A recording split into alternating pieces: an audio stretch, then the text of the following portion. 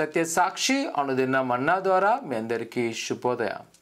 నేటి యొక్క సూచన మాట రోమా పత్రిక 5వ అధ్యాయం 11వ వచనం. ఆయన ద్వారానే మనము ఇప్పుడు సమాధాన స్థితి పొంది ఉన్నాము. ప్రియా కుమార కుమార్తె, ఈ లోక జీవన శైలిలో ఓ తెలియని అసమాధానముతో నీవు ఉన్నావా?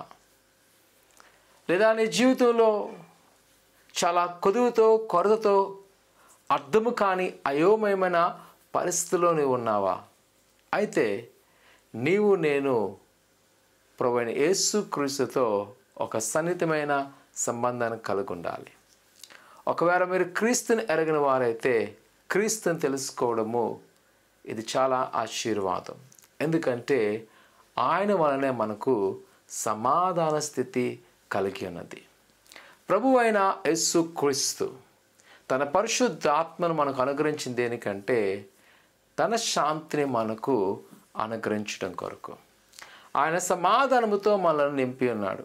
ఆ సమాధానమే తండ్రికిని మనకు మధ్యన అగాధాన్ని తీసివేసి మనము చక్కగా ఆయన సన్నిధిలో బలపడ్డానికి కృప చూపి ఉన్నాడు. ఈరోజు ప్రియ కుమార కుమార్తె, ప్రభు అయిన యేసుక్రీస్తుతో నువ్వు సన్నిహితమైన సంబంధం దేనికి అంటే నీ కుటుంబంలో అశాంతి పోయి సంపూర్ణ సమాధానింపబడుతుంది. ఆయన కృప మనకు నిరంతరము కలుగుతుంది. ఆయన యొక్క సన్నిధి మన మీద కుమ్మరించబడి మనకున్న లోటుపాట్ల నుంచి ఆయన విడుదల చేయబోతున్నాడు. కావున ప్రియ కుమార కుమార్తె, ప్రభు అయిన యేసుతో సన్నిహితమైన సంబంధాన్ని కలుగుంటు. ఆయన వైపు చూడు, ఆయనకు అనుకూలంగా మలచబడు.